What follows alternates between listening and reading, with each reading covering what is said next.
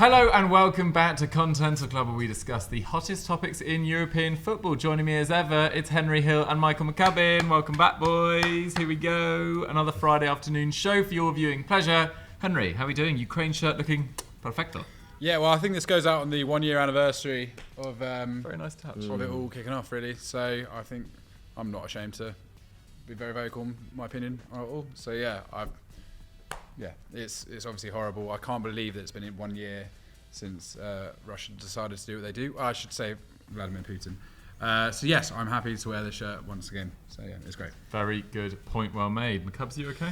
Yeah, not too bad, thanks, Dukes. Yeah, I'm good. Not much to report on myself. Nice. But sad news about John Motson. Really sad news, actually. Really sad. Yeah.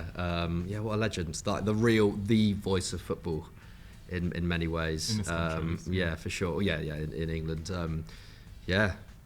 He just had the most distinctive voice, didn't he? Absolute legend. Match of the day.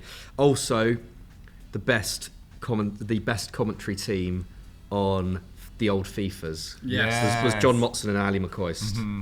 They were pretty good. They were pretty good on FIFA. So yeah. Yeah, I love John Motson. I don't know. It feels like he was such a part of my childhood in particular. And then I think he stopped in 2018. And actually, only really noticed.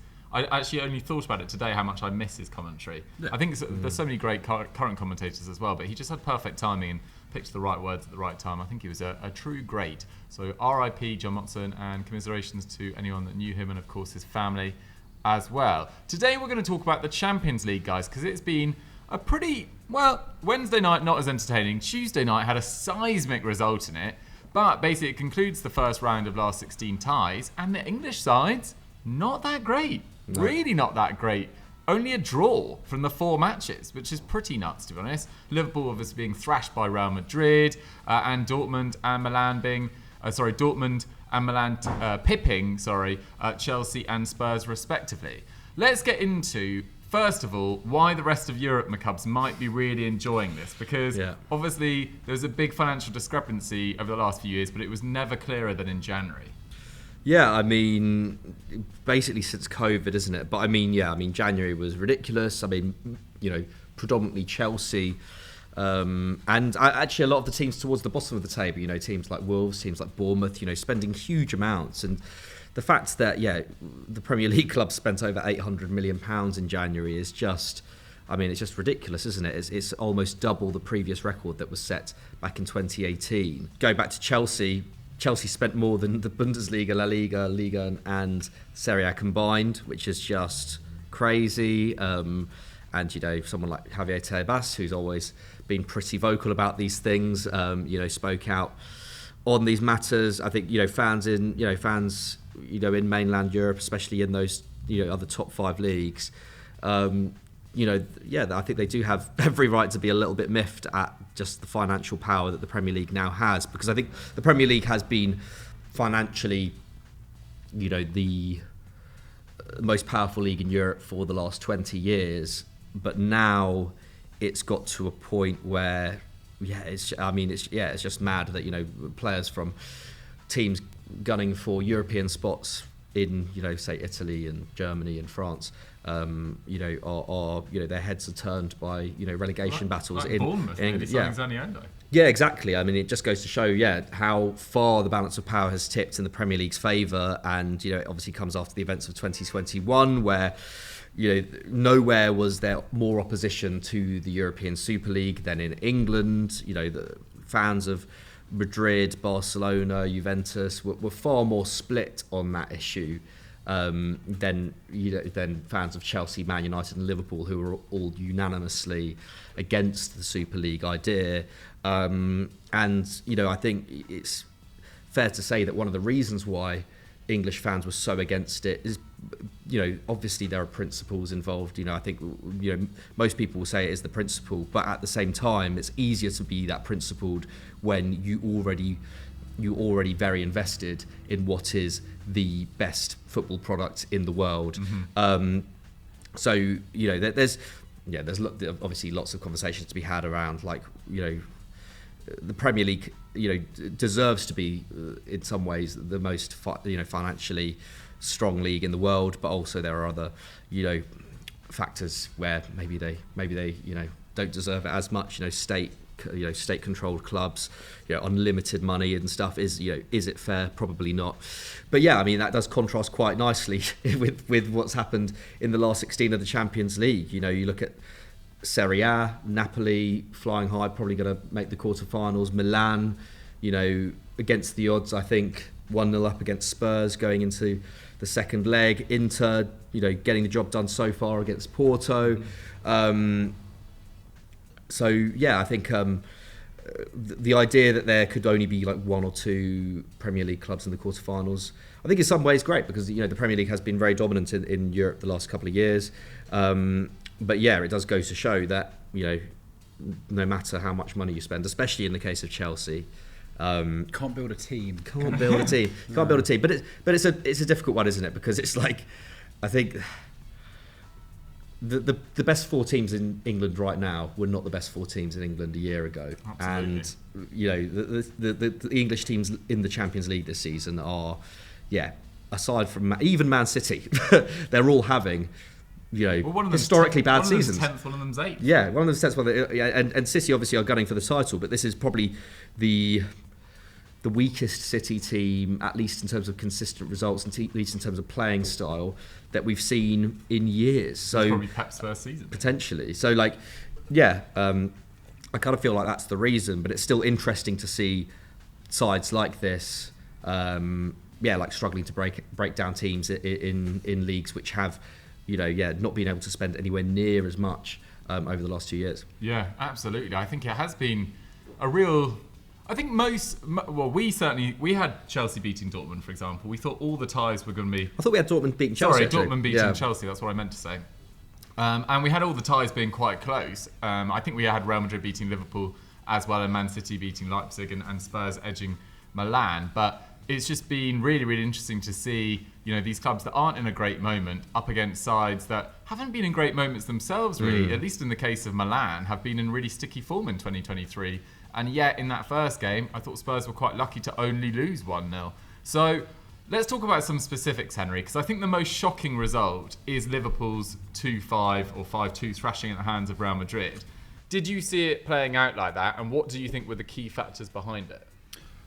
I did not see it playing out. Yeah, obviously, I don't think you ever expect Liverpool to get battered at home by anyone. Even in one of those famous European nights that you love so much. And Real Madrid aren't really a team that go and score 5 goals in 90 minutes. We haven't seen that, certainly this season. It hasn't felt that way at all. They just showed a really fragile state of mind. To go 2-0 up against Real Madrid, to give yourself such an incredible platform. Bear in mind, yes, they beat Newcastle recently, but they are a sort of... This isn't a vintage Liverpool team, is it? I mean, there are certainly lots of questions that need to be asked of that midfield, and maybe there needs to be a bit more of a cutthroat nature taken to that squad in the summer, moving certain players on and refreshing the side where they can. But I mean, to be honest, I think Liverpool are in for a tricky few years in general. Anyway, but in this game, they went ahead.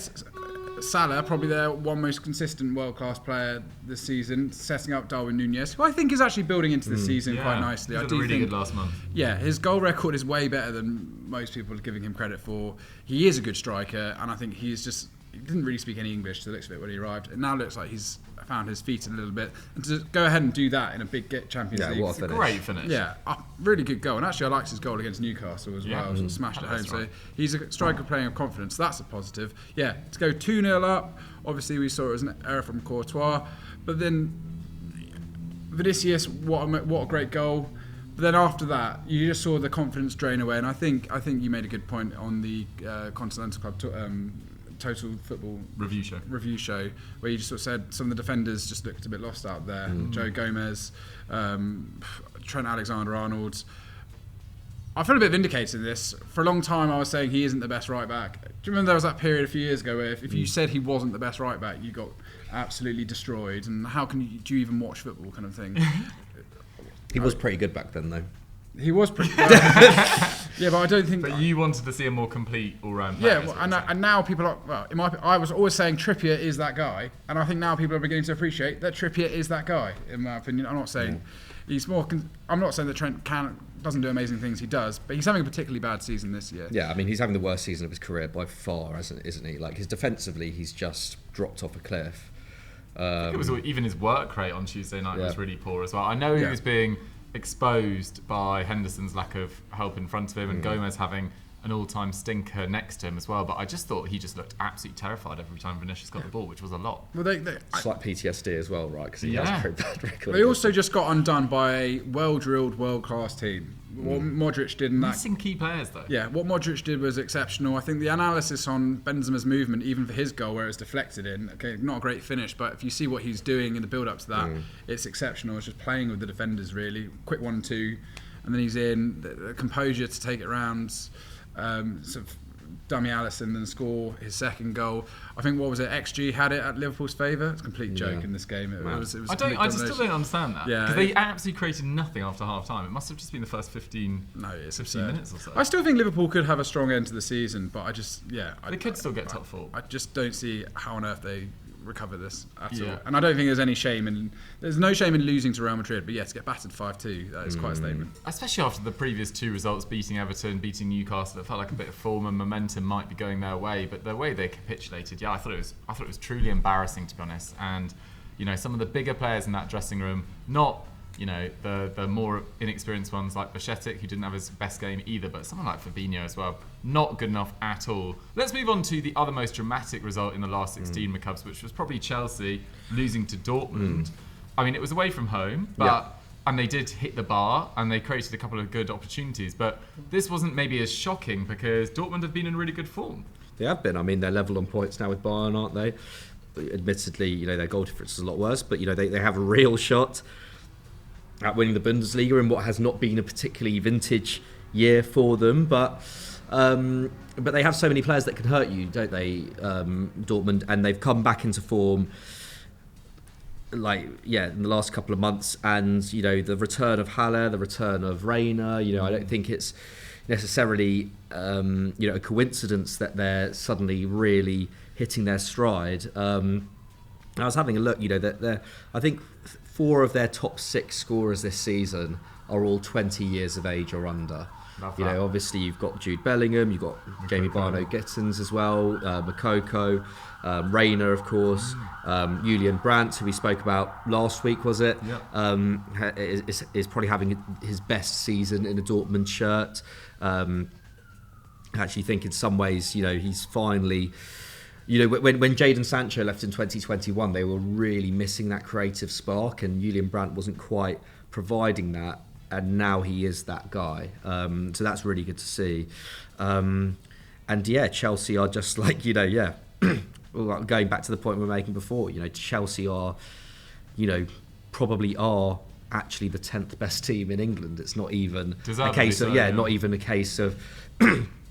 Them just sitting in that position, they're scoring 1 goal per game, they just can't score, and it's a weird one because it's like there's so much is made of, who's their number 9, bring Aubameyang back in. I mean, Aubameyang probably should have had more game time this season for sure, but I mean he didn't even make Champions League squad. Badiashile also didn't make the Champions League squad, which baffles me. I think Potter, does need to take a bit of flack for that. But I don't think it is really about who plays number 9. It's what's going on behind, and there just isn't enough creativity in that team, despite them having tons of creative players. You have players like Mount and Ziyech who are super creative players. Mudryk can cause some damage. Yeah, Mudryk. I mean, it's difficult to put that much pressure on him when he's only just come in. Yeah. But the midfield is kind of in limbo at the moment as well. Again, you can't really expect Enzo Fernandez to suddenly lift the game of an entire team at the age of 21. 6 months into his time in Europe. So this Chelsea team is just majorly in transition, and the money that they've spent has meant that there is so much pressure on them already to perform. And the fact of the matter is that without N'Golo Conte, they still look half the team than they are with him in it. And he's 31 years old. And, can you see him lasting a whole season without getting injured again? I can't. So, Chelsea are in a really interesting position, I think. Graham Potter's future at the club. I think it's hanging by a thread. I think it probably is at this point. I think that Southampton result as well was just so damaging. it got to the point where it's like Bowley now does have a decision to make, whereas before he could have been like, and rightly, well, this is my manager, this is the project. There's only so much more you can go until the fans, until the atmosphere becomes really toxic at Stamford Bridge. I think it ultimately depends on the players. If the players continue to back him and will play for him, then I would be tempted to give him that summer. But yeah, there comes a point where the position becomes untenable. I don't think it's there yet, but in the next month or so, they really need to turn things around. But yeah, they played a Dortmund side that are bang in form. I think Bayern, regressing a little bit in the last year or so has led a lot of people to believe that the Bundesliga is not the league that it once was, because there isn't this flagship team that are winning it. The flagship team that are winning it are not having to, they're not having to play at 2019-20 levels in order to do so. But actually, it's the best title race in Europe. There are genuinely 5, maybe 6 teams who could win it. If we're counting Frankfurt, they're still not too far away. And like a side like Leipzig, who we'll get onto, also look amazing under Marco Rosa, and Nkunku's coming back as well. So yeah, I think it goes to show that I think maybe we were writing off the Bundesliga a little bit too early. I will say Chelsea looks all right in this game. Yeah. They created more than Borussia Dortmund. You just saw the difference between a team in form with luck on their side, essentially, because that's kind of when teams are playing, banging form, these kind of things happen. And they just released Adeyemi, who uses, I think he's now the quickest player ever recorded in the Bundesliga, which is, and you saw him absolutely gas Enzo Fernandez in that game. He's no slouch himself. But I think you're right, that Southampton result, that's the criminal one, really. To go from actually looking positive, I think Potter said he was quite pleased with the performance afterwards. They can still turn this around at Stamford Bridge. For sure. And this could maybe be like a solace for them. But yeah, it's a difficult one. I think the problem with Chelsea is that, Joao Felix, who people were pretty sceptical about that loan, actually, weren't they? Good. Has very quickly turned into their best player. Yeah. And is there much of a chance of them signing him in the summer? Probably not, unless they're going to put up serious money. So yeah, they may well have just put Joao Felix in the shop window for other clubs, which is quite funny. But he is that spark, isn't he? He's kind of exactly what that attack needs. But it's just mad that it took them spending so much money on so many other players. They still don't. Makes the difference. Yeah, Loney makes the difference. But again, I just don't think this is representative of. I still think next season Chelsea will be pretty good again. Yeah, they should be. They should be. They 100% should be. But it's just really bad moment for them. Yeah, I think it also helps that he's the only one with a lot of top 5 league experience. Really, I mean Enzo Fernandez, as you say, only 6 months. Madueke's only been at PSV. Mudryk only been playing at Shakhtar. All these players looked like they deserved a move to the Premier League, but you're expecting them to come into a side really struggling with confidence all at once, into a side with no chemistry whatsoever, and instantly shine. That's why I feel quite sorry for Potter in many ways. He's been handed a very difficult card, but at the same time, 4 goals in 10 games, 1 win in 10 games in all competitions. I think if they hadn't already fired Tuchel this season, he'd probably already be fired, to be honest. I just don't think Todd Bowley wants to be that long-term project guy and fire 2 managers within 8 months, is my personal opinion. Right, let's move on to Spurs, because they were beaten 1-0 at the San Siro. And I think there needs to be a little bit of a caveat in here, in the fact that Bentancur is now out for the season. Højbjerg was suspended, or was he injured? Either way, he was missing. So they had Sarr and Skip in midfield. We were talking a bit with Danny Pape last night, me and McCubs, while we were watching Leipzig, Man City, and he actually said, look, we're feeling quite confident in turning this around. I didn't see too much to trouble me from this Milan team. At the same time, I think they missed more opportunities to not extend their lead. Charles de Catalara missed a great header. Thiaw did as well, or Thiaw, never know how to pronounce his name. Either way, he missed a great header as well. But there are just troubles at Spurs, just real fundamental issues. Conte's future is a big one.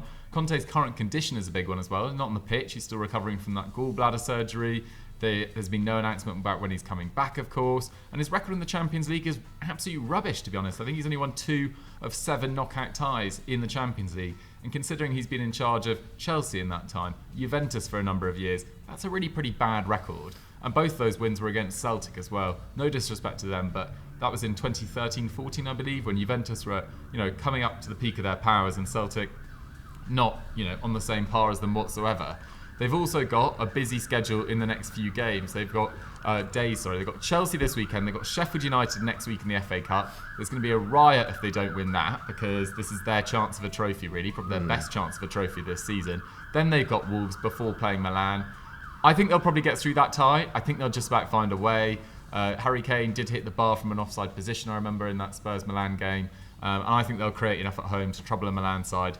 But having said that, I would only say that with full confidence. I give it a sort of 60-40, 65-35 chance. So that's another English side just not... this is a side that also spent a serious amount of money in the summer. 7 players new coming in. Milan would have loved to have that sort of backing. So it's just another sign that an English club just not really performing as they should in Europe. Let's briefly talk about Man City, Henry, because not a particularly entertaining game last night, to be honest. But do you think they'll be slightly disappointed with their inability to take advantage of that first half dominance?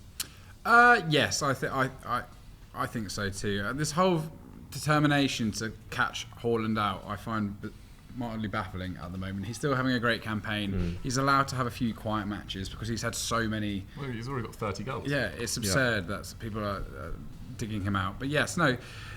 But we've seen that a bit this season from City. It's just Pep's team sheets just really swing. You never quite know. I mean, it's his centre-back situation is so funny. Like, you could be the best centre-back in that team one season, and the next season he's not going to... Do you remember Ruben Dias' first season in the Premier League? Amazing. Yeah. Do you remember... I know he's had injury issues. Laporte's first season. Laporte's first season. Yeah. Amazing. Now Akanji's their main starting centre-half. It doesn't really... Ake's probably been their best centre-back. Ake's been playing loads. I'm pleased for Ake because I think he's been a sort of a sideshow for way too long. He's a great player. But yeah, I mean, but to give Leipzig credit, also great team in good form. They could have scored a few more in this match too. Henrik's missing that great chance. Absolutely. And yeah, Gvardiol as well. I mean, to be honest, the goal they gave up is probably... It was a bit scrappy. It was awful. I mean, Schlager giving it away and then the ball rolling through Gvardiol's legs. Yeah. I mean, that was really their lowest moment and they got punished for it. So it shows that really when City were actually cooking, they were able to deal with them properly. But yeah, I still think City are fine. Yeah. City are going to be fine. One thing we forgot to mention in our review show last night, because it happened right at the end of the game, was Henrik's handball, which does actually look like a handball. It literally happened in the last few minutes as we were walking into the studio to film it. Should have mentioned it in the show. I did get a DM about that, being like, why didn't you mention that? Everyone hates City. Yeah. That was our mistake. Genuinely was. It did look like a handball. Yeah. Should have been a penalty. But at the same time, City fans, I don't think you can be too confident in that entirely. I think you'll get the job done. In my opinion, I think City and Spurs will go through, but I think Liverpool obviously are out, and I think Chelsea will go out as well. But that's just my personal opinion. McCubs, let's quickly talk about United, because not all English clubs are failing in Europe so far this season. Well, you got a great draw at the Nou Camp. Obviously, we filmed this on a Thursday beforehand. Yeah. I'm not going to ask you to predict it, but are you feeling confident? I think Old Trafford will be. I think it's going to be the best atmosphere we've seen at Old Trafford in a European game, at least for years. That first leg tie was interesting. I don't think United or Barcelona played at their best, to be honest. It was a great game. It was very entertaining. But one of the reasons why it was so entertaining was because United and Barca were really poor at passing out from the back. / quite good at pressing the opposition. But there was some really, it's some of the sloppiest passing I've seen from a Barcelona midfield in some time, especially under Xavi. And you could say the same for United. It's I think considering that United had a lot of players out, big absences as well. Yeah, huge absences. I think that result at the Camp Nou was great, and on another night it could have been a win. So I'm not going to make too many judgments about tonight's game, but I wouldn't ask you to. So Barcelona shouldn't be feared. They shouldn't be feared. They've got Christensen playing at centre half. It really winds me up that people give them so much. It's like, it's Barcelona. Look at them recently. Do you not think Christensen's a good defender? I don't think he's like, because he's now plays for Barcelona, he should suddenly have an aura which he didn't have at Chelsea. But he was quite good at Chelsea, I thought. I don't know. Barcelona's defence is still, by XG, I think the second or third best in Europe. Yeah, in a league where no one scores goals. That is true. Athletic Club and Real Sociedad have pretty good. They've conceded a lot in Europe this season as well. So I do get that. But I think I think if United do go through, then they will count themselves very, very lucky that Pedri and Ousmane Dembele were not on the field. Because I think, and is Gavi? Of course, suspended. Gavi's suspended. But I think, I think that Barcelona team with Pedri, when Pedri was on the field in the first half, were all over United. Like it was pretty scary at points. It felt like it could, but towards the end of that first half. And with Ousmane Dembele on the right, I know Rafinha's been in great form recently, but I don't think Rafinha is just not anywhere near the level of Ousmane Dembele. Like Dembele is, it's Saka, Dembele, and it's Saka and Dembele, isn't it? The two best right wingers in the world for me. Like I think United would be, it's very fortunate that they're not playing. I think a full strength Barcelona side is still. It's still better than United. It is like man for man, it is still better.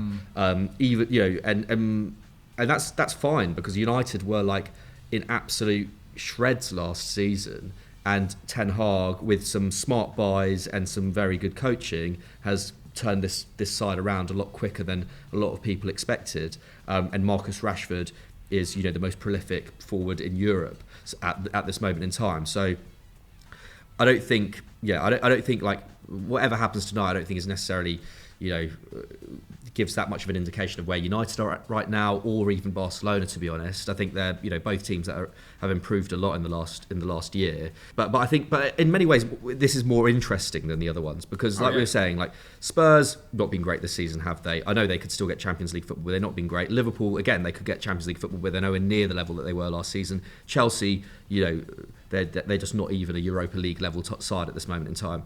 United are one of the three best teams in the Premier League against Barcelona, who are definitely the best in Spain. Like I think this is a more interesting time in many ways in determining what the power level between La Liga and the Premier League is at the moment, at least in terms of the top teams. So in many ways that's that has played out in terms of the game. Like it was a really, really entertaining game. Fits for a Champions League quarter-final, but it just so happens to be the Europa League. Fair enough, yeah. It should be absolutely fascinating. I'm backing United personally. I just think they've got enough tonight. I think it'll be tighter than people think, but I'm going for 2-1. No one actually asked me my score prediction, by the way, but I'm just putting it out there. I could look like a mug tomorrow. Anyway, guys, why do you think the English clubs are going so badly in Europe so far this season? Maybe except for United. We basically think it's because they're not the best sides in England at the moment and they're slightly in all bad moments. Just you wait for West Ham to win the Conference League. Conversations. Yes. There we have it. Guys, let us know your thoughts in the comments down below and let's move on to our big match predictions. Right, it is time for big match predictions. As ever, we'll review last week's action to kick off the section. So Sassuolo versus Napoli. I went 3-1 to Napoli. McCubbs went 2-1 Napoli. Henry went 2-0 Napoli. That's a perfect score for Henry. Safe 3 bet, points. Safe bet. 1 point to McCubbs and myself. Gladbach versus Bayern. Guys, we all got it wrong. Henry went 1-1. We backed Bayern, myself and McCubbs. It finished 3-2 to Gladbach. No points to any of us. We should have known. Gladbach always beat Bayern, or at least I think they're unbeaten in 5 games against them. Terrible red card decision in my opinion. Really? Yeah. Oh. What's the last man? Yeah. I thought he didn't get the ball, and yeah. I thought it was fair enough. Fair enough. But it did kind of ruin the But contest. also like 82 minutes with 10 minutes. Yeah, it's rough, isn't it? Pretty bleak. Let's move on to the final game, which is PSG versus Lille. What a thriller this was. I mean, Henry and I went for a draw. McCubbs went 3-2 to PSG. Ended up being 4-3 to PSG. So close. Almost want to give you half a point, but that's just not allowed. Yeah. He's worried about if this was Super Brew, then it would be, wouldn't it? The Super Brew projection. But what was it? 2 goals in the final 5 minutes from Mbappe and Messi. Lovely little free kick from the god himself. Right, today we are talking about 3 big games. We actually don't even have space for the Classique, which is taking place on Sunday night. Huge game as well. Put your predictions for that in the comments down below. But we're going to kick off with the Madrid derby. Real Madrid versus Atletico Madrid. Saturday, 5:30 p.m. Second versus fourth. 10 points between them. Henry, we've talked about them already, but Real Madrid come into this game possibly in the best moment. Well, definitely their best moment of 2023 after a shaky start, but the last few matches they've been superb. Yeah, absolutely. I mean, they've won 5 on the bounce, scoring 20 goals. I mean, that's doesn't get any better. Out of nowhere. Yeah. That kind of form has popped up without really adding any personnel to their side in January. I think they need to get some bodies through the door this summer. I think they really do need to mix it up a little bit. They've confirmed Fran Garcia from Rayo Vallecano, an old left back who's going to be coming back to give a bit more depth in that position, which is good. And I really do hope they get Jude Bellingham, because I think he could be epic in that midfield. I really want to see that happen. But yeah, they're in good form, and I think that 5-2 victory at Anfield is going to really give them a massive boost going into this. They won't want to lose to Atletico Madrid, who haven't been too bad recently, sort of plugging along in their pretty turgid fashion, I think. But yeah, it's this is.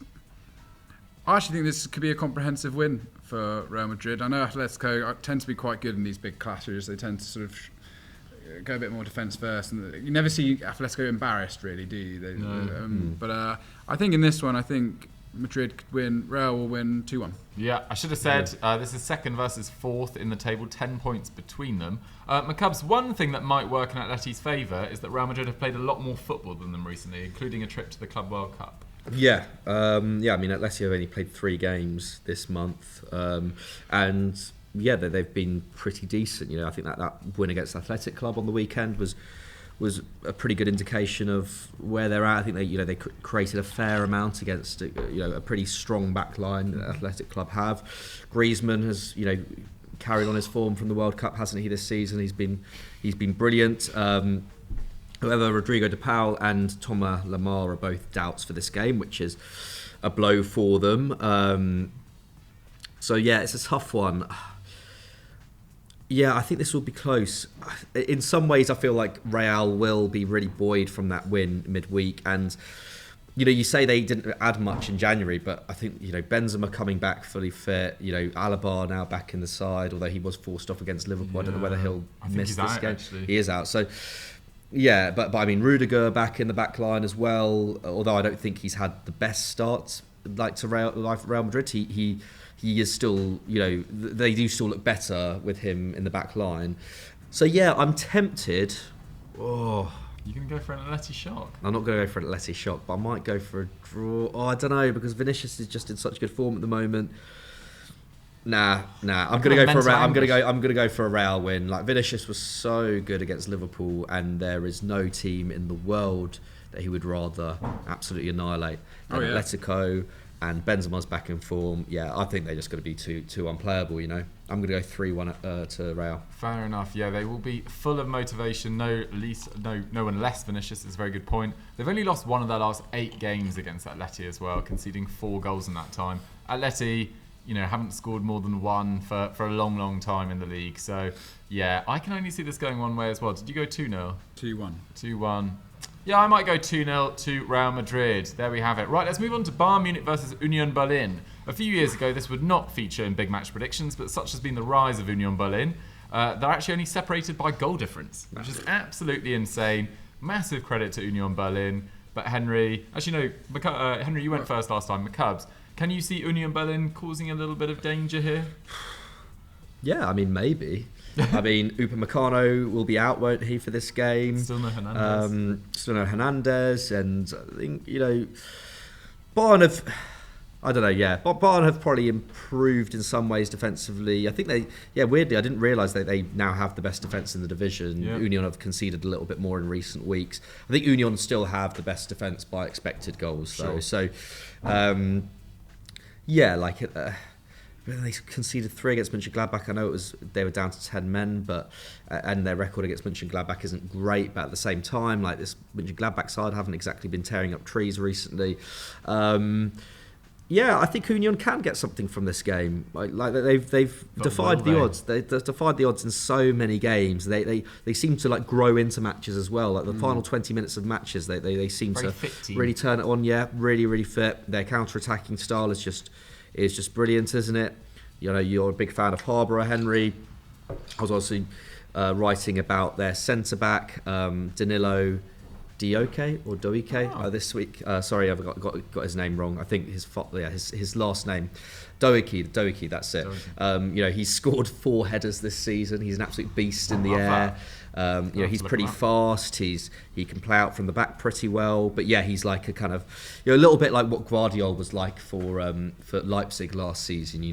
He's just quite expansive, likes to kind of get forward, and that really helps, doesn't it? When you've got a side which is otherwise very defensive, that 3 at the back, to have that extra man kind of contributing to the attack is great, and yet super dangerous from set pieces, which Bayern have struggled with a little bit over the last couple of years at points. So, yeah, I'm talking myself into a result here. I'm talking myself into a famous Bayern 1-1. I think it will be a famous Bayern 1-1. There we have it. He's gone for it. I love it. Henry, are you in agreement with McCubs, or do you think that superior firepower of Bayern will see them through? You know what? Union had a huge opportunity last week to go top, and they drew against Schalke, who are bottom of the table. Pretty unforgivable, Yes, and that for me is just an indication that they've suddenly realised what they're in for here, because to beat Leipzig, what was it, the week before, 2-1, and then yes, they had more shots than Schalke, but they should be having more shots than Schalke. They had to, they simply had to win that game. You can't.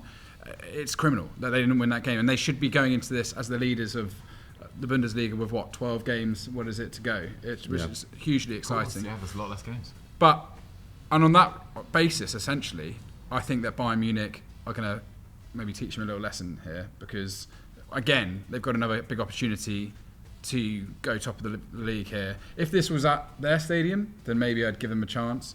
And you're right, they do kind of win games in spurts. They don't really do much at all. Don't you think that's maybe why Schalke didn't suit them, who are obviously a bit more defensive, and Bayern, it could suit them a bit more, them dominating possession, them hitting them on the break? But you're asking them to do that against the very best team in Germany. This is true. And I think if Union are serious about winning the league, which I'd love to say they were, they have to be flexible enough to beat the worst team in Germany with their playing style. So yes, I think that Bayern Munich are going to have too much of them. I think they're going to be bang up for this. We saw against PSG how they kind of raised their level in a high stakes game. So I'm actually going to go for a crushing. I think I might go for 3-1. I'm going to go for 3-1 to Bayern Munich. Okay, fair enough. Yeah, I think that probably is. That is fair enough. I mean, Union Berlin also have a Europa League tie on Thursday as well, which will be... Sorry? Ajax, exactly.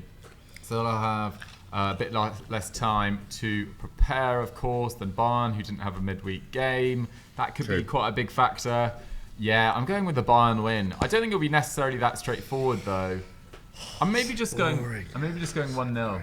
I'm just going 1-0. Okay, let's move on to AC Milan versus Atalanta, Sunday, 7:45 p.m. 4th versus 6th. There's 3 points between them. I don't want to be accused of always going last, so I'll kick off, because there are some, someone was complaining that I went second last week as well. They just can't handle the fact that I'm top of the league. But I didn't even read that. I'm on 44, by the way. Henry's on 34. McCubbs is on 26. I need to rub it in. Anyway, deal with it.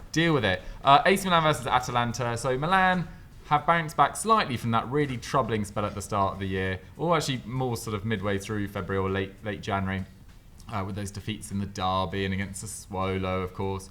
They've won 3 on a row, all by 1-0 though, Torino, Spurs and Monza. But they've created a lot more XG in those league games than that scoreline suggests. As we said earlier, did miss some good opportunities against Spurs as well. I think this game will be really tight. Atalanta have blown really hot and cold recently. Their wins are quite dramatic and really fun to watch, but then they just have some shockers in there. Like, they lost to Lecce for the second time this season at the weekend.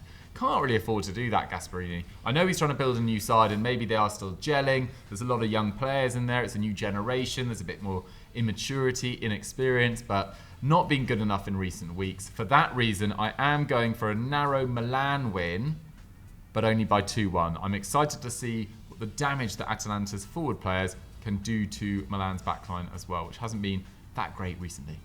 McCubs. Cool. Lovely little... That was lovely. That was really nice. Great public speaking there. I'm kind of with you, Dukes. I think Milan are slightly in the ascendancy. I thought that 1-0 win over Monza, I know it's Monza, but actually Monza are quite good this season, aren't they? Like, they tend to dominate possession, which again, that plays into Milan's hands. Atalanta actually have kind of shifted to a much more hybrid system this season. I think they average around 47% possession or something this season under Gasperini, which is just madness, isn't it? Yeah. So I think it'll be a more interesting tactical battle, this. I think it'll be a really interesting game actually. But I did think against Monza they just looked, Milan looked a little bit more back to their best. You had Theo Hernandez was really, good last month. Yeah, he was excellent. Really joining the attack on the counter. Tomori even getting himself in the box on kind of counter-attacking moves. I think De Ketelaere missed a golden opportunity. I feel like it's only a matter of time until we see him go on a bit of a run. Gotta happen soon. Yeah, and and Rafa Leao as well. Like obviously he's still great. So I think this Milan side, they look a lot better than they did a month ago. Atalanta, that defeat to Lecce. I know they created more than them, but aside from that, Højlund kind of fairly fortunate. But to be fair, it was clever from him. In the 87th minute, just kind of blocking the keeper, Vinicius style.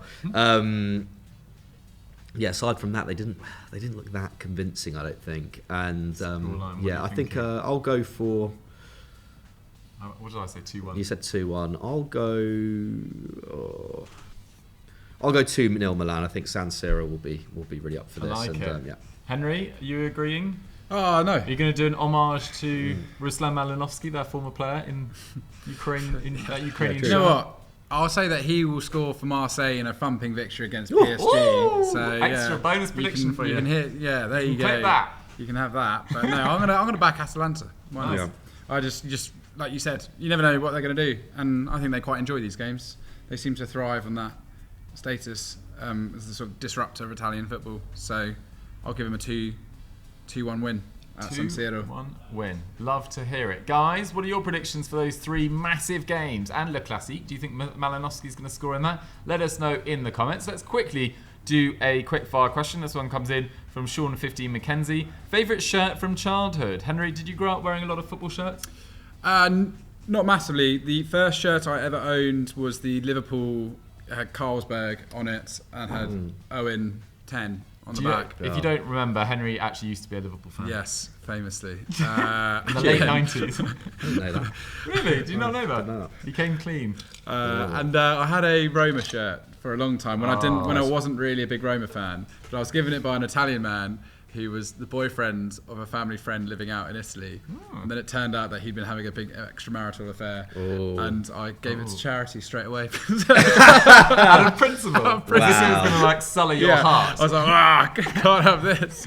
This is the cheating shit. I think it's So in funny. Romania at some orphanage somewhere now, just getting the Better calls. credit it deserves. But I've had some funky old shirts over the years. Roma actually made some great shirts in the 90s, and I really didn't like those like skin tight ones that they wore in the early 2000s. I mean, Totti still bossed it, but I thought he was let down by the shirts and the Cubs.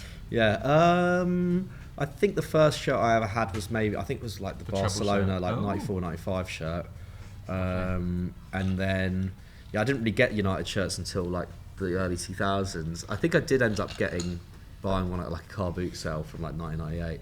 But I think the best one I had when I was a kid, undoubtedly actually, and it's still a great shirt, is the 98-99 Barcelona centenary shirt, where it's like 18. It says like 1899 here. It says 1999 here, and then it's like Barca, and then the Nike tick above the crest or just below it. I think the Nike tick might be here. I can't remember. You'll know the one. And I've actually still got it, but it's so small. So I want to I need to get in touch with someone who can like make it into something else sort of thing, like a little like bum bag or something like that, or like a little bucket hat, for all the football hipsters out there. I want to do that because it's just a lovely shirt that's going to waste. What about yourself? That. I think mine was probably an old late 90s Sunderland shirt. There's a great photo, which is the only thing that's coming to mind at the moment, of me aged about 6 in like quite sort of garish red trousers, white trainers, little Velcro ones, sitting on a Sunderland sofa. It's red and white. I think it was at the club or something, or in some sort of club shop. It used to be my Twitter profile picture. I'll try and dig it up actually. But that was my favourite sofa at least. And then shirt was probably a late 90s Sunderland number. Guys, what was your favourite shirt? I think Henry's definitely won on the shirt thing today. Very good cause, of course. Well, we're remembered, Henry. It's something that shouldn't go out of anyone's mind at any point. That massive war is still going on. Hope you guys enjoy Continental Club for this week. If you want more of our thoughts about Champions League action, as soon as the whistle went on those games, go check out Total Football from earlier in this week. Look forward to Stat Wars tomorrow as well. I think it's a little Continental Club clash. Classic. Is it us two? I Is it think us it's two? you Oh two. shit! Yeah, okay. I Okay. think it's you two. So. Look out for one of the blunders of the series. Oh yes! Oh my God! Yes, yeah. I It's can't it's even remember. it's maybe the funniest moment of the entire, one of the most funniest moments in Stat Wars history, actually. So That yeah. is big. I mean, Yeah. Henry hasn't acquired a lot of points this year, even, but he has provided a lot of entertainment. I'm rooting for him in the playoff. Guys, thank you very much for watching. Enjoy that episode tomorrow. Have a great weekend, and we'll see you next week. Bye bye.